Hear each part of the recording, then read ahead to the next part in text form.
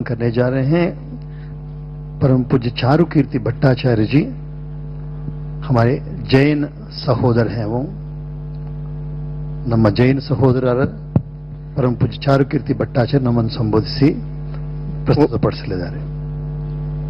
ಓಂ ನಮಃ ಸಿದ್ಧೇಭ್ಯಃ. ಹಲವು ಮಾರ್ಗದಲ್ಲಿ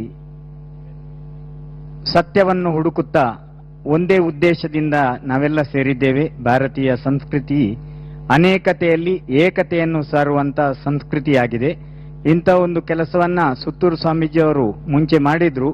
ಅದನ್ನೀಗ ಹರಿಹರ ಮಠದ ಸ್ವಾಮೀಜಿಯವರು ನಮ್ಮೆಲ್ಲರನ್ನು ಸೇರಿಸಿ ಭಾರತೀಯ ಸಂಸ್ಕೃತಿಯ ಸ್ವಾದ, ಶ್ರೇಷ್ಠತೆ ಮತ್ತು ಸಂಸ್ಕಾರದ ಮಾರ್ಗದರ್ಶನವನ್ನ ಎಲ್ಲ ಪೂಜ್ಯರುಗಳು ಜಗತ್ತಿನಾದ್ಯಂತ ಪಸರಿಸಬೇಕು ಅನ್ನುವ ನಿಲುವಿನಲ್ಲಿ ಇಲ್ಲಿ ಶ್ರೇಷ್ಠ ಸಂತರನ್ನು ಕರೆಸಿದ್ದಾರೆ.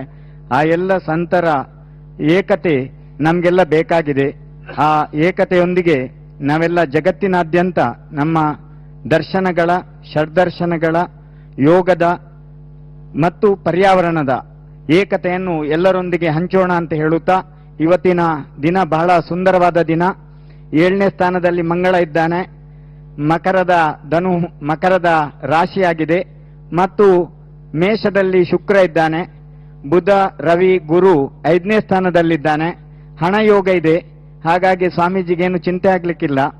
ಆದಿತ್ಯ ಯೋಗ ಇದೆ, ವಿಪರೀತ ರಾಜಯೋಗ ಇದೆ, ಶಕಟ ಯೋಗ ಇದೆ, ಪರಶರಿ ರಾಜಯೋಗ ಇದೆ.